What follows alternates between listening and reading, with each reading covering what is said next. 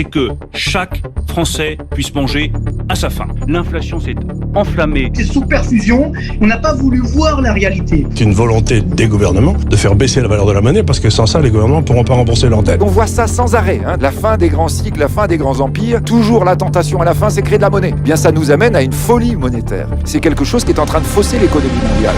It will come. It will come. In due course. Ça y est, nous y voilà au crépuscule de ce long cycle économique. Les crises et leurs boucs émissaires se succèdent, mais le voile qui se lève nous révèle un monde fragile et désorienté. Impassible, Bitcoin poursuit sa fulgurante ascension, reprend son souffle, repart de plus belle, imposant jour après jour le langage d'une ère nouvelle. Je m'appelle Jacques-Édouard, bienvenue sur BTC Touchpoint. Chaque semaine, au travers de lectures et de conversations, je vous mets le pied à l'étrier. Je partage avec vous les savoirs fondamentaux pour comprendre Bitcoin. On se retrouve donc pour la troisième partie de l'article The Bullish Case for Bitcoin, un scénario optimiste pour Bitcoin de Vijay Boyapati. Cet article de 2018 révisé en 2021 est désormais traduit en français, disponible à la vente en édition brochée sur le site dont je vous laisse le lien dans les notes. Donc, comme promis, l'article nous dévoile un contenu de plus en plus riche à mesure que l'on progresse dans le texte et qu'on s'appuie sur les notions transmises au début. Donc on va arriver à une analyse plus poussée de la monétisation de Bitcoin avec notamment l'examen de cette phase qu'il voit émerger comme réserve de valeur. Ce que je m'apprête à te lire tout de suite est véritablement passionnant, donc ouvre grand les oreilles, allons-y. L'évolution de la monnaie. Le rôle de moyen d'échange de la monnaie est une obsession de l'économie monétaire moderne. Durant le XXe siècle, les États ont monopolisé l'émission de la monnaie et ont continuellement sapé son usage comme réserve de valeur, créant ainsi une fausse croyance selon laquelle la monnaie est avant tout définie comme un moyen d'échange. Nombreux sont ceux qui ont critiqué Bitcoin comme une monnaie inadaptée, son cours étant trop volatile pour lui permettre de jouer le rôle de moyen d'échange. Néanmoins, cela revient à mettre la charrue avant les bœufs. La monnaie a toujours évolué par étapes. Son rôle comme réserve de valeur précédant son rôle comme moyen d'échange. Un des pères fondateurs de l'école économique marginaliste, Stanley Jevons, expliquait ainsi, je cite, « Historiquement parlant, l'or semble avoir servi, premièrement comme un bien précieux purement décoratif, deuxièmement pour stocker de la richesse, troisièmement comme moyen d'échange, et enfin comme une réelle mesure de valeur. » En reprenant la terminologie moderne, la monnaie évolue toujours selon les 4 étapes suivantes. Collectionnable. Au tout premier stade de son évolution, la monnaie sera seulement demandée pour ses propriétés particulières, devenant généralement un caprice ou une fantaisie pour son détenteur. Les perles, les coquillages, puis l'or furent tout d'abord des objets collectionnables, avant d'évoluer plus tard vers les rôles de la monnaie qui nous sont plus familiers. Stockage de valeur. Une fois demandée par suffisamment de personnes pour ses particularités, la monnaie est ensuite reconnue comme un moyen de conserver et de stocker de la valeur dans le temps. Au fur et à mesure qu'un bien est reconnu comme réserve de valeur appropriée, son pouvoir d'achat augmente, car de plus en plus de personnes le demandent à cette fin. Le pouvoir d'achat d'une réserve de valeur finit par atteindre un plateau lorsqu'elle est largement répandue et que l'afflux de nouvelles personnes la désirant comme réserve de valeur diminue. Moyen d'échange. Lorsque la monnaie est pleinement établie dans son rôle de réserve de valeur, son pouvoir d'achat se stabilise. Avec un pouvoir d'achat stabilisé, le coût d'opportunité associé à l'utilisation de cette monnaie comme moyen d'échange diminue jusqu'à un niveau approprié, permettant ce nouvel usage. Dans les tout premiers jours de Bitcoin, beaucoup de gens n'ont pas su apprécier le coût d'opportunité faramineux associé à l'utilisation précoce de Bitcoin comme moyen d'échange plutôt que comme réserve de valeur naissante. La fameuse histoire de l'homme échangeant 10 000 bitcoins qui équivalent à 94 millions de dollars à l'heure de la rédaction de cet article pour 2 pizzas illustre cette confusion. Unité de compte. Lorsqu'une monnaie est largement utilisée comme moyen d'échange, les prix de plus en plus de biens commencent à être exprimés en ces termes. Autrement dit, le rapport d'échange contre de l'argent déjà en place sera disponible pour la plupart des biens. On pense fréquemment, à tort, qu'il existe des prix exprimés en bitcoin pour beaucoup de biens aujourd'hui. Par exemple, même si une tasse de café peut tout à fait être achetée en utilisant des bitcoins, le prix affiché n'est pas un véritable prix en bitcoin. Il s'agit en fait d'un prix en dollars souhaité par le marchand, traduit en bitcoin selon le taux de change USD-BTC du moment.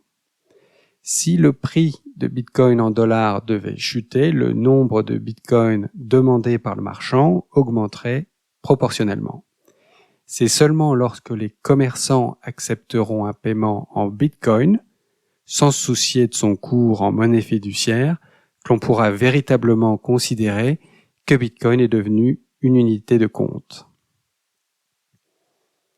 Les biens monétaires qui ne jouent pas encore ce rôle d'unité de compte peuvent être considérés comme partiellement monétisés. Aujourd'hui, l'or remplit un tel rôle, étant une réserve de valeur, mais ayant été dépouillé de ses rôles de moyen d'échange et d'unité de compte par les interventions gouvernementales. Il est aussi possible qu'un bien donné joue le rôle de moyen d'échange de la monnaie, tandis qu'un autre bien remplit les autres fonctions attendues. C'est typiquement le cas dans des pays dotés d'États dysfonctionnels comme l'Argentine ou le Zimbabwe. Dans son livre Digital Gold, Nathaniel Popper écrit, je cite, « En Amérique, le dollar remplit sans heurts les 3 fonctions de la monnaie, servant de moyen d'échange, d'unité pour mesurer le coût des biens et d'actif où stocker la valeur. En Argentine, à l'opposé, alors que le peso était utilisé comme un moyen d'échange pour les achats de la vie quotidienne, personne ne l'utilisait comme une réserve de valeur. Conserver ses économies en pesos équivalait à jeter son argent par les fenêtres. Alors, les gens échangeaient les pesos qu'ils voulaient épargner en dollars, ces derniers conservant leur valeur bien mieux que le peso. Le peso était si volatile que les gens exprimaient généralement les prix en dollars qui leur fournissaient une unité de mesure plus fiable dans le temps. Bitcoin est en train de passer de la première étape de monétisation à la seconde étape et il se passera sans doute plusieurs années encore avant que Bitcoin n'évolue de son statut de réserve de valeur naissante à celui de véritable moyen d'échange. Et le chemin qu'il devra suivre pour en arriver là est encore empreint de moult risques et incertitudes. Il est frappant de noter qu'il a fallu alors plusieurs siècles pour réaliser cette même transition.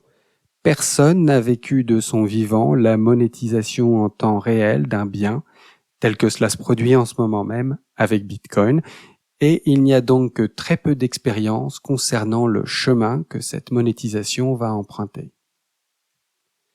Dépendance au sentier. Engagé dans le processus de sa monétisation, un bien monétaire voit son pouvoir d'achat s'envoler.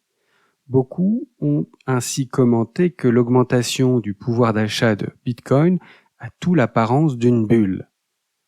Bien que ce terme à connotation souvent péjorative soit utilisé pour suggérer que Bitcoin est largement surévalué, le terme est en fait adapté involontairement. Une caractéristique commune de tous les biens monétaires est que leur pouvoir d'achat est supérieur à ce que leur seule valeur d'usage peut justifier. En effet, beaucoup de monnaies historiques n'ont jamais eu aucune valeur d'usage. La différence entre le pouvoir d'achat associé à un bien monétaire et sa valeur d'échange possible compte tenu de son utilité propre peut être définie comme une prime monétaire. Lorsqu'un bien monétaire franchit les différentes étapes de sa monétisation, comme nous les avons listées précédemment, la prime monétaire pourra augmenter. Cependant, cette prime ne progresse pas selon une courbe linéaire et prévisible. Un bien X en phase de monétisation peut tout à fait se voir dépassé par un autre bien Y plus adapté en tant que monnaie, et la prime monétaire de X pourra chuter, voire disparaître entièrement. La prime monétaire de l'argent a presque entièrement disparu à la fin du XIXe siècle, lorsque les gouvernements du monde entier s'en détournèrent largement pour son usage en tant que monnaie au profit de l'or. Alors là, on a un graphique en colonne ou en histogramme qui présente pour l'or, pour l'argent et pour le Bitcoin la répartition approximative de la demande associée à leur usage industriel et à leur prime monétaire. On note que 85% de la demande d'argent correspond à une demande industrielle aujourd'hui, et c'est tout l'inverse pour l'or, dont la demande s'explique à 85% par sa prime monétaire. Quant à Bitcoin, il s'agit d'un bien monétaire pur pour lequel il n'existe aucun usage industriel. Même en l'absence de facteurs exogènes, comme des interventions gouvernementales ou la concurrence d'autres biens monétaires, la prime monétaire d'une nouvelle monnaie ne suivra de toute façon pas une courbe prévisible. L'économiste Larry White observait que, je cite, « Le problème avec l'histoire de la bulle, bien évidemment, est qu'elle peut s'appliquer à n'importe quelle courbe de prix et qu'elle ne fournit aucune explication pour une trajectoire de prix en particulier. » Le processus de monétisation relève de la théorie des jeux. Chaque participant au marché essaie d'anticiper la demande globale des autres participants et donc la future prime monétaire afférente. Parce que la prime monétaire n'est pas directement liée à une quelconque utilité intrinsèque, les participants au marché tendent à se reporter par défaut au prix passé afin de déterminer si un bien monétaire est bon marché ou cher et s'il faut le vendre ou l'acheter. La connexion entre la demande actuelle et les prix passés est appelée dépendance au sentier, et c'est probablement la plus grande source de confusion dans la compréhension des évolutions de prix des biens monétaires. Quand le pouvoir d'achat associé à un bien monétaire augmente de concert avec son niveau d'adoption, les perspectives de marché, les considérations de ce qui est bon marché ou cher évoluent en conséquence. De la même façon, quand le prix d'un bien monétaire s'effondre, les espoirs peuvent tout aussi bien se fondre en l'opinion inverse selon laquelle les prix précédents étaient irrationnels ou totalement exagérés. La dépendance au sentier de la monnaie est illustrée par les mots du célèbre gérant de fonds d'investissement de Wall Street, Josh Brown. J'ai acheté des bitcoins à quelque chose comme $2300 et j'ai multiplié mes avoirs par 2 quasi immédiatement. Puis j'ai commencé à me dire, je peux quand même pas en acheter plus, tandis qu'il continuait à s'envoler alors que ce n'était qu'une opinion arrêtée qui ne reposait sur rien d'autre que le prix auquel je l'avais acheté au départ. Puis, pendant qu'il s'effondrait la semaine dernière à cause de la répression en Chine à l'encontre des sociétés d'échange de bitcoin, j'ai commencé à me dire « Allez, génial, j'espère qu'ils vont l'achever pour que je puisse en acheter encore plus. » En définitive, la notion même de bon marché ou cher n'a pas de sens s'agissant de biens monétaires. Le prix d'un bien monétaire n'est pas le reflet de son flux monétaire particulier ou de son utilité, c'est plutôt une mesure de son degré d'adoption pour chacun des différents rôles d'une monnaie. Autre fait venant compliquer la théorie de la dépendance au sentier, les participants au marché n'agissent pas simplement en tant qu'observateurs rationnels et dénués d'émotions, essayant d'acheter ou de vendre, tâchant d'anticiper les mouvements futurs de la prime monétaire, ils agissent aussi comme des évangélisateurs actifs. Vu qu'il n'y a pas de prime monétaire objectivement estimable, le prosélytisme vantant les qualités supérieures d'un bien monétaire est plus efficace que pour des biens habituels dont la valeur dépend du cash flow ou de la demande liée à leur utilité réelle. La ferveur religieuse de certains participants au marché Bitcoin est observable sur les forums en ligne où les détenteurs de Bitcoin promeuvent activement les bénéfices de Bitcoin et la fortune que tout un chacun peut bâtir en investissant. Observant le marché de Bitcoin, Lake Drogen commente « Vous pouvez l'identifier comme une religion, une histoire que nous nous racontons et sur laquelle nous sommes d'accord. Le genre de courbe d'adoption que l'on devrait avoir en tête, c'est celle d'une religion, c'est presque parfait. Dès que quelqu'un s'y engage, il en parle à tout le monde et s'en va évangéliser. Puis ses amis s'y mettent également et propagent eux aussi la bonne parole. » Alors que la comparaison à une religion peut conférer à Bitcoin l'aura d'une foi irrationnelle, cela semble en fait tout à fait logique pour un individu détenteur de Bitcoin d'essayer de convertir ses proches à ce bien monétaire supérieur et de souhaiter que sa société tout entière se réorganise autour de ce nouvel étalon.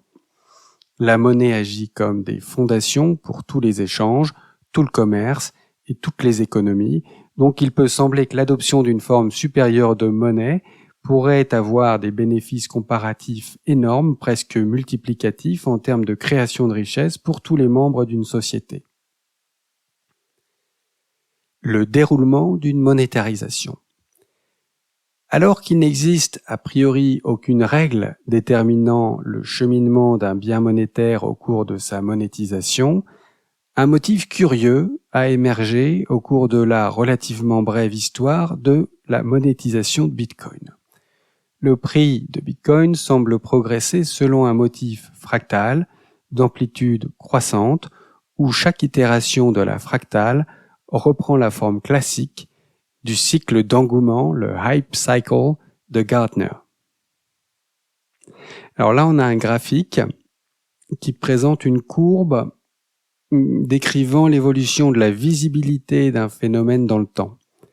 Alors, la visibilité, elle est nulle au départ, elle augmente assez intensément en réponse à un déclencheur technologique pour finalement atteindre le pic des attentes exagérées, le top de l'engouement, le sommet de la hype, et s'ensuit une dépression. Et la courbe va décrire le creux de la vague, là où le marché sombre en pleine désillusion. Enfin, la courbe va reprendre son ascension. Elle suit une pente dite de la renaissance ou de l'éveil pour atteindre le plateau de productivité. Dans son article sur l'adoption spéculative du Bitcoin en lien avec la théorie des prix, Michael Casey postule que l'expansion de ces cycles successifs de hype de Gartner représente les phases d'une courbe d'adoption type en S, déjà suivie par de nombreuses évolutions technologiques transformatrices qui voient leur utilisation se banaliser dans la société. À nouveau, là, on a un graphique qui présente de multiples courbes de pénétration dans les foyers nord-américains de toute une série de technologies au cours du XXe siècle. Donc on va avoir la courbe de pénétration dans les ménages américains du téléphone jusqu'à l'Internet, en passant par l'automobile, la télévision, la radio, le four à micro-ondes, le téléphone mobile, etc. Il y a bien une quinzaine de courbes et on visualise bien, en effet, de manière quasi systématique, une courbe de pénétration qui décrit cette forme en S. Donc chaque cycle d'engouement de type Gartner, chaque hype cycle, commence par une explosion d'enthousiasme pour la nouvelle technologie dont le prix est surenchéri par les participants atteignable lors de cette première itération. Et dans un hype cycle de Gartner, les premiers acheteurs ont typiquement une conviction forte sur la nature profondément transformatrice de la technologie dans laquelle ils investissent. Tôt ou tard, le marché atteint un crescendo, atteint son pic d'enthousiasme, à mesure que l'entrée de nouveaux participants atteignables lors du cycle s'essouffle et que l'on trouve surtout à l'achat des spéculateurs plus intéressés par la perspective de profit rapide que par la technologie sous-jacente. Après le pic du hype cycle, les prix chutent rapidement et la ferveur spéculative est remplacée par le désespoir, les colibés de l'opinion publique et l'impression que la technologie n'était finalement pas transformatrice du tout. Finalement, le prix atteint son point bas et forme un plateau au niveau duquel les investisseurs initiaux dotés d'une forte conviction sont rejoints par une nouvelle cohorte d'investisseurs qui ont pu encaisser la douleur du krach et qui ont su apprécier l'importance de la technologie. Le plateau s'étend sur une période de temps prolongée et forme ce que Casey décrit comme un point bas stable et ennuyeux. Pendant la durée du plateau, l'intérêt du public pour la technologie s'amenuise. Il va continuer à se développer néanmoins et la communauté de fervents convaincus va lentement s'agrandir. Une nouvelle base s'établit alors pour la prochaine itération du hype cycle, à mesure que les observateurs extérieurs prennent conscience que la technologie est là pour de bon et qu'investir n'est peut-être pas aussi risqué que cela pouvait le paraître pendant la phase du krach du cycle. L'itération suivante du cycle fera intervenir un éventail beaucoup plus large d'adeptes et connaîtra une amplitude bien supérieure. Lors d'une itération d'un hype cycle de Gartner, très peu de participants sauront anticiper correctement jusqu'où les prix pourront grimper durant ce cycle. Les prix atteignent généralement des niveaux qui peuvent sembler absurdes à la plupart des investisseurs impliqués dès les toutes premières étapes du cycle. Lorsque ce dernier prend fin, les médias attribuent typiquement le crash à une cause populaire. Alors que l'événement désigné, par exemple la faillite d'un site majeur d'échange de Bitcoin, un exchange, peut être un facteur déclencheur, ce n'est pas la cause fondamentale de la fin du cycle. Les hype cycles de Gartner s'achèvent du fait de l'épuisement des participants au marché atteignable lors du cycle. Il est révélateur de constater que l'or a suivi le motif classique d'un hype cycle de Gartner entre la fin des années 70 et le début des années 2000. On pourrait spéculer que le hype cycle est une dynamique sociale inhérente au processus de monétisation. Alors là, on retrouve à la suite un graphique qui présente l'évolution du cours de l'or entre 1968 et 2011, et on y retrouve en effet à deux reprises le motif classique de ce cycle de la hype de Gartner, avec une explosion à la hausse du cours de l'or pendant toute la décennie des années 70, un premier pic qui va être atteint autour de 1981, on a ensuite un crash majeur qui va être suivi d'un plateau long et ennuyeux qui voit naître une nouvelle itération du cycle au début des années 2000. Cohorte de type Gartner. Depuis le lancement de la première cotation monétaire de Bitcoin sur un exchange en 2010, le marché de Bitcoin a connu 4 grands hype cycles de Gartner. Avec du recul, on peut précisément identifier les fourchettes de prix des précédents hype cycles du marché Bitcoin. On peut également identifier qualitativement les cohortes d'investisseurs associées à chacune des itérations des cycles précédents. Alors on a la première fourchette là de 6 cents à $30 qui correspond à la période juillet 2010-juillet 2011. Le premier cycle a attiré un flux constant d'investisseurs à motivation idéologique, épatés par le potentiel d'une monnaie numérique apatride. Des libertaires tels que Roger Ver et Ross Ulbricht ont été attirés par Bitcoin pour les activités anti-establishment qui deviendraient possibles si la technologie naissante était largement adoptée.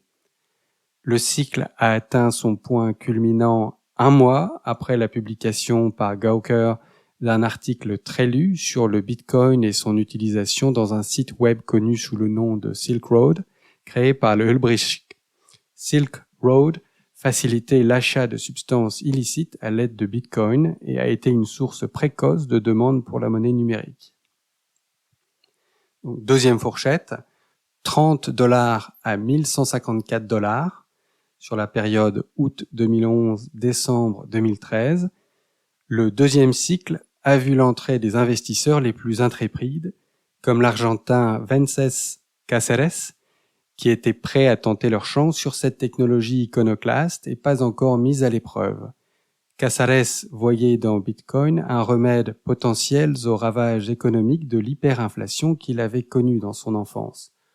Entrepreneur en série brillant et super connecté, Cáceres est connu pour avoir évangélisé Bitcoin auprès de certains des technologues et investisseurs les plus éminents de la Silicon Valley. Et il est ainsi devenu le patient zéro de la propagation du virus mental Bitcoin. Les jumeaux Winklevoss, qui s'étaient disputés avec Mark Zuckerberg au sujet de la fondation de Facebook et avaient reçu un important règlement de la part de la société, ont également participé au deuxième hype cycle. Ayant reçu un gros paiement de la part de Facebook, les jumeaux Winklevoss faisaient la fête à Ibiza lorsqu'une rencontre fortuite avec l'investisseur David Hazard leur a fait découvrir cette nouvelle opportunité d'investissement. Ils ont été immédiatement intrigués par ce qu'ils ont entendu et ont fini par utiliser leur nouveau capital pour investir dans Bitcoin. Les investisseurs des premiers et deuxième hype cycle de Bitcoin étaient prêts à braver les canaux de liquidité obscurs et risqués où l'on pouvait acquérir des bitcoins. La principale source de liquidité sur le marché pendant cette période était l'échange Mt. Gox, basé au Japon et dirigé par l'incompétent et malfaiteur notoire Mark Karpeles, qui a ensuite été condamné à une peine de prison pour sa culpabilité dans l'effondrement de cet échange. Troisième fourchette, de 1154 à 19 600 $, janvier 2014, décembre 2017. Le troisième hype cycle a attiré le premier afflux important d'investisseurs sans affinité idéologique avec l'ethos cypherpunk à l'origine de Bitcoin. En termes de courbe d'adoption en S, ces nouveaux investisseurs pourraient être reconnus comme des adeptes précoces. Alors là, on a un nouveau graphique avec encore cette courbe en S de pénétration d'un marché cible par une innovation. Donc la courbe démarre à 0% et chemine en S jusqu'à 100%. Donc avec un démarrage assez lent, le bas du S, suivi d'une accélération majeure qui précède une terminaison asymptotique qui tend vers 100%. Donc l'espace du graphique est découpé en 4 bandes horizontales qui définissent 4 segments sur la courbe, chacun d'entre eux correspondant à une phase d'adoption et caractérisant la cohorte des nouveaux entrants, des nouveaux adeptes. Donc la toute première phase d'adoption, pénétrant le marché de 0% à 10%, elle est assez lente. Elle correspond à la phase dite des adeptes précoces. Elle est suivie par les phases dites de majorité précoce et de majorité tardive, qui voient le niveau d'adoption progresser très rapidement, respectivement de 10 à 50% et de 50% à 90%. Enfin, la phase dite des retardataires, lente et prolongée, voit les 10% restants de la population finalement adopter la technologie. Une analyse réalisée par Willy Woo des données des échanges et de la blockchain de cette période suggère que la cohorte des nouveaux entrants était dominée par les investisseurs particuliers et que l'utilisation mondiale est passée d'environ 1 à 2 millions d'investisseurs à plus de 14 millions. Le cycle s'est achevé avec une ferveur spéculative portée par le lancement d'une légion de crypto-monnaies alternatives, altcoins, en concurrence avec Bitcoin pour la domination du marché. La grande majorité de ces altcoins sont depuis tombés en désuétude. Il convient d'observer que la hausse du prix du Bitcoin au cours des hype cycles sus-mentionnés était largement corrélée à une augmentation de la liquidité et à la facilité avec lesquelles les investisseurs pouvaient acheter des Bitcoins.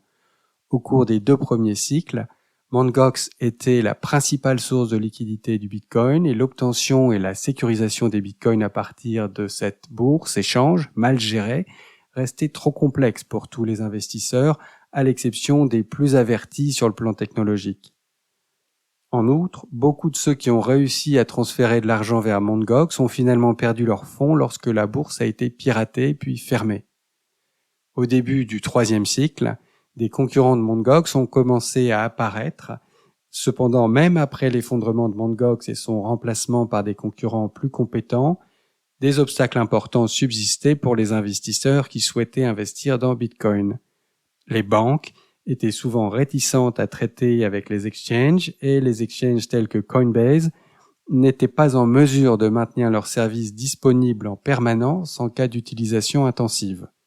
L'infrastructure financière naissante était tout au mieux fragile. Ce n'est qu'après la fin du troisième cycle et une accalmie de 2 ans dans le prix de Bitcoin que les sources de liquidité matures et profondes ont été développées, comme par exemple les courtiers de gré à gré, les échanges réglementés qui ont amélioré leur fiabilité et les marchés à terme tels que le Chicago Mercantile Exchange.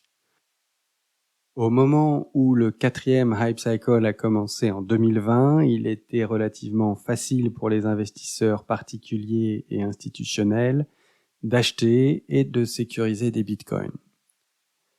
Dernière fourchette, 19 600 $ et plus, donc à partir de janvier 2018. Au moment de la rédaction de cet article, le marché Bitcoin traverse son 4e hype cycle.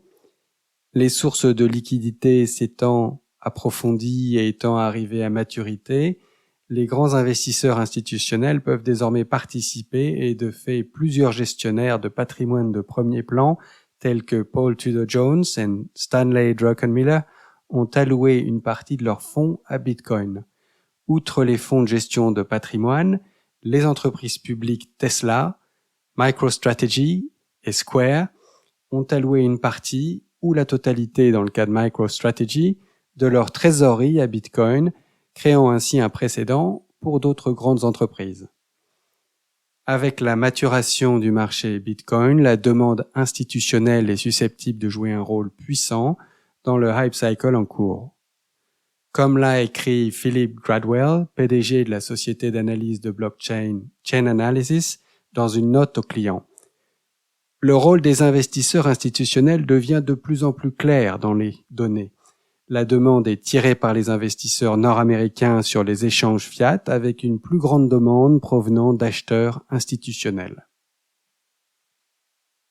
Une étude conduite par le Centre de finance alternative de l'Université de Cambridge a conclu qu'au 3e trimestre de 2020, il y avait un total de près de 101 millions d'utilisateurs uniques d'actifs cryptographiques dans le monde. Il semble donc qu'au cours du hype cycle en cours, Bitcoin soit en mesure de passer dans la courbe en S d'adoption mondiale de la phase des adeptes précoces à la phase de la majorité précoce. L'existence d'un marché à terme réglementé ouvre la voie à la création éventuelle d'un ETF Bitcoin qui inaugurera l'arrivée de la majorité tardive et des retardataires dans les hype cycles à venir. Bien qu'il soit impossible de prédire l'ampleur exacte du cycle actuel, on peut raisonnablement penser qu'au cours de ce cycle, le Bitcoin atteindra une fraction significative de la capitalisation boursière de l'or, son cousin le plus proche, dans la famille mondiale des actifs financiers. L'entrée des États-nations. Le dernier hype cycle de Gartner de Bitcoin débutera lorsque les États-nations commenceront à l'accumuler dans leurs réserves de devises étrangères. La capitalisation du marché du Bitcoin est actuellement trop faible pour qu'il soit considéré comme un ajout viable aux réserves de la plupart des pays. Toutefois, à mesure que l'intérêt du secteur privé augmente et que la capitalisation du Bitcoin se rapproche de celle de l'or, Bitcoin deviendra suffisamment liquide pour que la plupart des États puissent entrer sur le marché. L'entrée du premier État à ajouter officiellement des Bitcoins à ses réserves déclenchera probablement une ruée dans le même sens de la part des autres. Les États qui adoptent Bitcoin le plus tôt tireraient le plus grand bénéfice au niveau de leur bilan si Bitcoin devenait une monnaie de réserve mondiale. Malheureusement, ce seront probablement les États dotés de pouvoirs exécutifs les plus forts, tels que des dictatures comme la Corée du Nord, qui seront les premiers à accumuler des bitcoins. Du fait de leur manque de volonté à améliorer leur situation financière et de la faiblesse intrinsèque de leurs pouvoirs exécutifs, les démocraties occidentales hésiteront et prendront du retard dans l'accumulation de bitcoins dans leurs réserves. La grande ironie, c'est de voir les États-Unis figurer en ce moment parmi les nations les plus ouvertes dans leur position réglementaire vis-à-vis de Bitcoin, alors que la Chine et la Russie sont les plus hostiles. C'est la position géopolitique des États-Unis qui risque d'être la plus compromise, cependant, si le Bitcoin devait supplanter le dollar comme monnaie de réserve mondiale.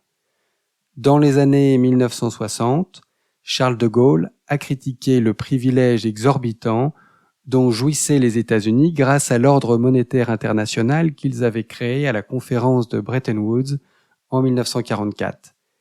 Les gouvernements russes et chinois n'ont pas encore pris conscience des avantages géostratégiques du Bitcoin comme monnaie de réserve et sont actuellement préoccupés par les effets qu'il pourrait avoir sur leur marché intérieur. Comme De Gaulle dans les années 60, qui a menacé de rétablir l'étalon or classique en réponse aux privilèges exorbitants des États-Unis, les Chinois et les Russes, à terme, comprendront les avantages d'une position de réserve importante dans une réserve de valeur non souveraine. La plus grande concentration de minage de Bitcoin se trouvant en Chine, l'État chinois dispose déjà d'un avantage distinct dans sa capacité à ajouter des bitcoins à ses réserves. Les États-Unis se targuent d'être une nation d'innovateurs, la Silicon Valley constituant un joyau de l'économie américaine. Jusqu'à présent, la Silicon Valley a largement dominé la conversation sur la position que les régulateurs devraient adopter vis-à-vis du Bitcoin. Cependant, le secteur bancaire et la Réserve fédérale américaine commencent enfin à se rendre compte de la menace existentielle que représente Bitcoin pour la politique monétaire américaine s'il devenait une monnaie de réserve mondiale. Le Wall Street Journal, connu pour être un porte-parole de la Réserve fédérale, a publié un commentaire sur la menace que représente Bitcoin pour la politique monétaire américaine. Il existe un autre danger, peut-être encore plus grave du point de vue des banques centrales et des régulateurs. Bitcoin pourrait ne pas s'effondrer. Si la ferveur spéculative autour de la crypto-monnaie n'est que le précurseur d'une utilisation généralisée comme alternative au dollar, elle menacera le monopole des banques centrales sur la monnaie. Dans les années à venir, une grande bataille va s'engager entre entrepreneurs et innovateurs d'une part, lesquels vont essayer de maintenir Bitcoin hors de tout contrôle réglementaire, et le secteur bancaire et les banques centrales d'autre part, qui feront tout ce qui est en leur pouvoir pour réguler Bitcoin et tenter d'éviter que leur industrie et leur pouvoir d'émission de la monnaie ne soient disruptés. La transition vers un médium d'échange. Un bien monétaire ne peut pas devenir un moyen d'échange largement accepté, c'est la définition économique standard de la monnaie, avant d'être largement valorisé, pour la raison tautologique qu'un bien qui n'est pas valorisé ne sera pas accepté en échange. Dans le processus qui l'amène à être largement valorisé, et donc à devenir une réserve de valeur, un bien monétaire voit son pouvoir d'achat grimper en flèche, créant un coût d'opportunité associé à son abandon en vue d'une utilisation dans un échange. Ce n'est que lorsque le coût d'opportunité associé à l'abandon de cet usage de réserve de valeur tombe à un niveau suffisamment bas qu'elle peut devenir un moyen d'échange généralement accepté. Plus précisément, un bien monétaire ne sera adapté comme moyen d'échange que lorsque la somme du coût d'opportunité et du coût transactionnel de son utilisation dans l'échange sera inférieure au cours de l'échange sans lui. Dans une société fondée sur le troc, la transition d'une réserve de valeur vers un moyen d'échange peut se produire même lorsque le pouvoir d'achat du bien monétaire augmente, car les coûts transactionnels du troc sont extrêmement élevés. Dans une économie développée où les coûts transactionnels sont faibles, il est possible qu'une réserve de valeur naissante et s'appréciant rapidement comme Bitcoin soit utilisée comme moyen d'échange, bien que dans un cadre limité. Un exemple est le marché des drogues illicites où les acheteurs sont prêts à sacrifier l'opportunité de détenir des bitcoins pour minimiser le risque substantiel d'acheter des drogues en utilisant la monnaie fiduciaire. Il existe toutefois d'importants obstacles institutionnels qui empêchent une réserve de valeur naissante de devenir un moyen d'échange généralement accepté dans une société développée. Les États utilisent la fiscalité comme un moyen puissant de protéger leur monnaie souveraine contre le déplacement par des biens monétaires concurrents. Non seulement une monnaie souveraine bénéficie de l'avantage d'une source constante de demande, puisque les impôts ne peuvent être versés que sous cette forme, mais les biens monétaires concurrents sont taxés chaque fois qu'ils sont échangés à une valeur appréciée. Ce dernier type d'imposition crée une friction significative à l'utilisation d'une réserve de valeur comme moyen d'échange.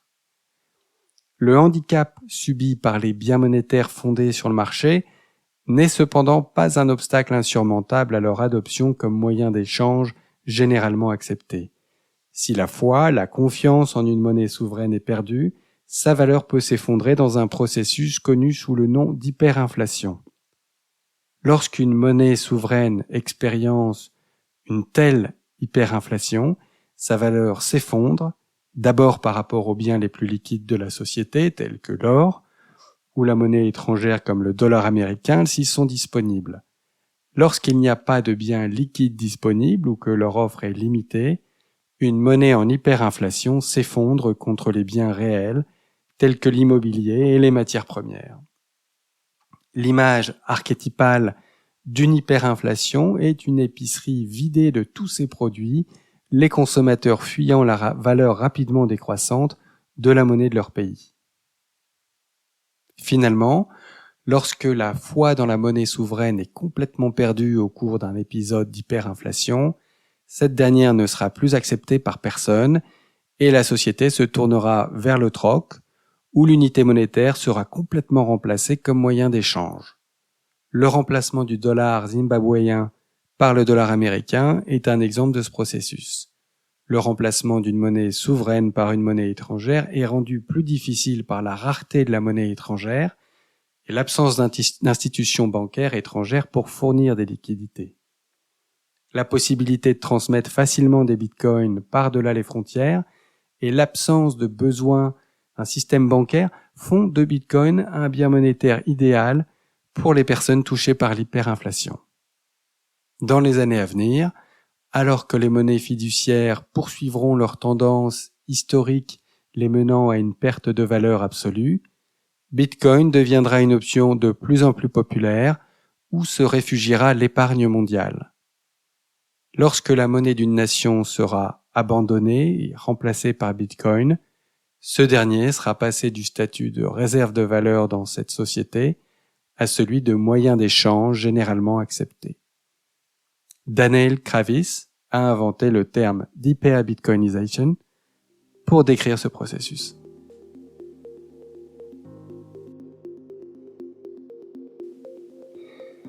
Voilà, c'est tout pour cette troisième partie.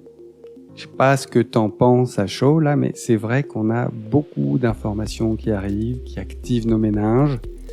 On couvre pas mal de terrain. On a parlé prix, bulles, courbe d'adoption. On a parlé des profils des différentes cohortes d'investisseurs qui ont rejoint Bitcoin à chaque nouveau cycle. Et puis, Vijay nous a attendu quelques clés de compréhension du phénomène d'adoption de Bitcoin qui reproduit très fidèlement les motifs fractales en S si caractéristiques des courbes de pénétration des nouvelles technologies dans nos sociétés sur le XXe siècle. Et ça nous permet de pouvoir spéculer raisonnablement sur la progression à venir de Bitcoin dans la société. Alors là, faut se rendre compte vraiment de la chance inouïe qu'on a d'être aux avant-postes, même de pouvoir prendre part à ce phénomène inédit de la monétisation en temps réel d'un bien économique. Vijay le souligne, personne sur Terre n'a jamais été témoin de ce processus qui, en temps normal, se déroule sur des siècles. Grâce aux technologies de l'information et à la quasi-instantanéité des échanges, la nouvelle de l'émergence de Bitcoin comme prochaine réserve de valeur mondiale se répand à une vitesse phénoménale. On se trouve subjugué, parfois incrédule même face à cette conquête apparemment irrésistible, et en l'absence de tout récit historique sur un tel phénomène, on est en fait la toute première génération d'humains à établir les relations conceptuelles, à créer une représentation mentale de ce qui se passe. Et donc, il demeure encore pas mal de frictions, malgré nos prises de conscience du phénomène, malgré la vitesse de diffusion de notre intelligence collective sur cette vague Bitcoin, sur ce qu'elle signifie. Ces frictions, à l'échelle de l'histoire, ce sont vraiment des micro-frictions. Elles sont soit des résistances individuelles, collectives, à juste ouvrir les yeux, reconsidérer son modèle, à changer notre vision du monde. Mais ces frictions, elles sont aussi le reflet de résistances au changement qui, au contraire, proviennent d'une compréhension aiguë des menaces que Bitcoin fait peser sur certains intérêts. Alors la première partie de cet article nous avait permis de comprendre Bitcoin comme une évolution majeure parmi les biens monétaires. Le fait de pouvoir situer Bitcoin dans un continuum de technologies monétaires, c'est de nature à faciliter notre compréhension de Bitcoin, sauf que Bitcoin, de par sa conception, son design vraiment révolutionnaire, c'est un ovni complet. Qualitativement, il se distingue de tout ce qui l'a précédé. C'est pas juste quelques degrés qui le distinguent de ses concurrents, comme le suggère le tableau comparatif présenté plus tôt dans l'article, c'est une différence d'ordre, un saut qualitatif, un peu comme le passage de l'eau d'un état à un autre. Il va se passer des trucs nouveaux, difficiles à entrevoir avec Bitcoin, parce que son design ouvre des voies et des potentiels encore à explorer. On parlait l'autre jour de streamer du Bitcoin, de payer des services sur Internet en sats par seconde. C'est déjà énorme. On n'a pas fini de s'étonner de ce que la créativité humaine peut faire quand on lui file un objet un peu magique comme ça, genre pierre philosophale, entre les mains. Et donc, Bitcoin, réserve de valeur, Bitcoin hors numérique, c'est des étiquettes pratiques, mais on sent bien que ça va en fait beaucoup plus loin et qu'on ne sait pas encore bien comment décrire l'animal. Ça explique aussi la coexistence de différents narratifs autour de Bitcoin. Dan Held, un célèbre bitcoiner américain, a d'ailleurs écrit fin 2020 un article à ce sujet qui s'intitule « The Rise and Fall of Crypto Narratives ». Je te laisse un lien dans les notes. J'évoque juste cet article pour un graphe qu'il présente et qui décrit de façon visuelle, super accessible, l'évolution de l'ensemble des narratifs associés au Bitcoin entre 2009 et 2018. Alors ces narratifs, on les voit naître, on les voit grandir, se juxtaposer à mesure qu'ils se concurrencent, on les voit décliner ou poursuivre leur essor. Et donc, parmi ces narratifs, on a celui de l'or numérique, de la monnaie de réserve crypto. Tous les deux poursuivent leur bel essor. Et puis, on a l'apparition du narratif de Bitcoin comme actif financier décorrélé et de Bitcoin comme réseau de paiement à bas coût. On voit bien que certains de ces narratifs ont plus ou moins le vent en poupe à différents moments. Comme en ce moment où le contexte macro fait que Bitcoin reste très corrélé aux valeurs technologiques et que le travail gigantesque qui a été effectué sur la couche Lightning a complètement ressuscité le narratif de Bitcoin moyen de paiement économique qui battait un peu de l'aile fin 2017-2018. Et puis, avec les évolutions en cours sur le protocole, on peut s'attendre à voir de nouveaux narratifs compléter les 3 fonctions clés que Bitcoin s'apprête à jouer comme bien monétaire. On les connaît bien maintenant, réserve de valeur, moyen d'échange et étalon unité de compte. Il y a un truc assez chouette dans l'article, c'est qu'il aborde de façon rationnelle, pédagogique et décomplexée les phénomènes de bulles et de spéculation qui dans notre imaginaire collectif, renvoient à des dangers, des actes de prédation et qui sont connotés très péjorativement. Or, on comprend que ces bulles et la spéculation qui les accompagne sont inéluctables dans la maturation d'un bien monétaire. Ils reflètent la nature humaine, toutes les émotions plus ou moins constructives qui nous habitent et notre difficulté à apprécier, à deviner la valeur juste d'un bien présentant un tel potentiel d'appréciation. Et donc, les bulles, c'est pas marrant pour tout le monde et ça nous fait vivre des émotions fortes et contrastées selon là où on se trouve dans le cycle, soit au top, soit au creux de la vague. À ce propos, il y a quelques ressources intéressantes sur btctouchpoint.com qui te permettront de creuser un peu cette dimension émotionnelle. On aurait tort de la négliger. Sans détour aussi, Vijay nous parle de ce prosélytisme ambiant, de la ferveur quasi religieuse qui anime pas mal de bitcoiners. Alors, aucun doute là-dessus, c'est tout à fait véridique et confession de ma part, je crois pouvoir me reconnaître là-dedans, à prêcher la bonne parole, quitte à saouler pas mal de gens en fait. On a beau être animé des meilleures intentions, ça a beau venir du cœur, on comprend que ça puisse poser question. On reviendra là-dessus parce que c'est pas anodin, il y a quelques bitcoiners qui se sont penchés sur le sujet. Pour certains, Bitcoin les a vraiment secoués au plus profond de ce qu'ils étaient, et dans pas mal de cas, ça a entraîné l'abandon de schémas de pensée et de comportements destructeurs. Ça a créé de nouvelles trajectoires de vie, plus fécondes.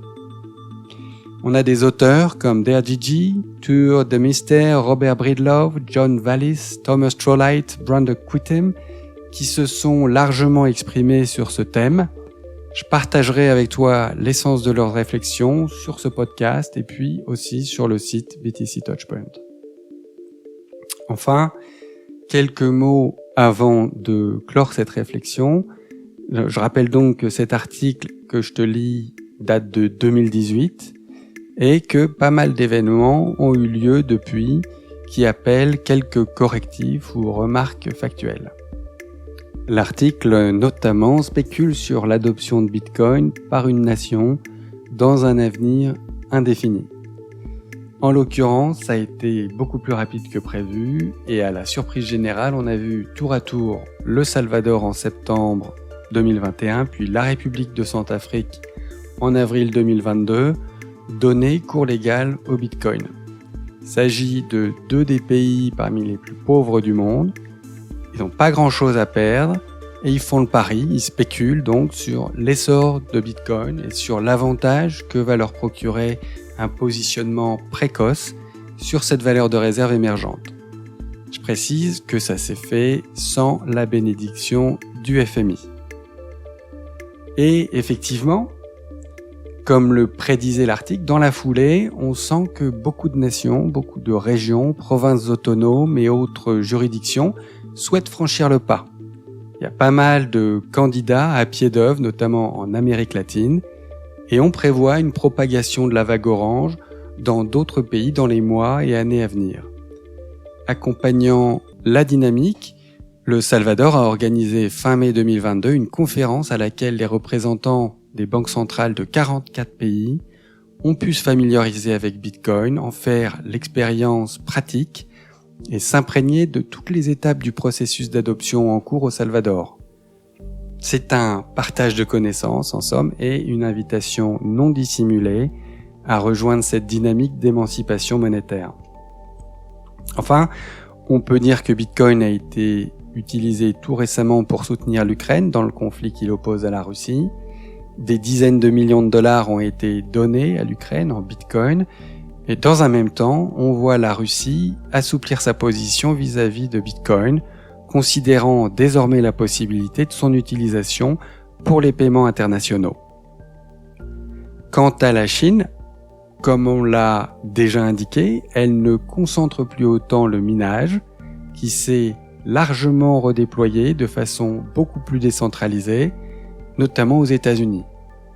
Là-bas, des partenariats de plus en plus nombreux se nouent entre mineurs de Bitcoin d'une part, et les gros acteurs du secteur de l'énergie, Bitcoin leur faisant chaque jour une démonstration plus éclatante de sa pertinence pour eux, tant sur un plan économique et environnemental qu'opérationnel. Tout cela, ça participe à un ancrage de plus en plus profond de Bitcoin dans la société nord-américaine. Certains États, comme le Wyoming, le Texas, l'Ohio, le Montana, le North Dakota et la Floride, se montrent particulièrement favorables au Bitcoin, rivalisant de mesures incitatives pour attirer les mineurs et autres acteurs de la finance crypto. Les politiciens se positionnent eux aussi vis-à-vis du Bitcoin et l'on voit surgir des initiatives législatives transpartisanes en sa faveur. Signalons enfin que le positionnement des banques semble plus nuancé qu'envisagé initialement. Peut-être que les projets de développement de monnaie numérique par les banques centrales conduisent certaines banques à peser à nouveau le pour et le contre concernant Bitcoin. On est plus que jamais lancé dans cette théorie des jeux, cette partie d'échecs monumentale dont les enjeux sont considérables. Voilà pour aujourd'hui. On se retrouve très vite pour le 4e et dernier volet de cette série où l'on s'attaquera au FUD, ces peurs, ces incertitudes, ces doutes, parfois légitimes mais bien souvent créés sur la base de mensonges ou de malentendus et qui sont largement diffusés et amplifiés par des médias pas toujours bien informés. À plus!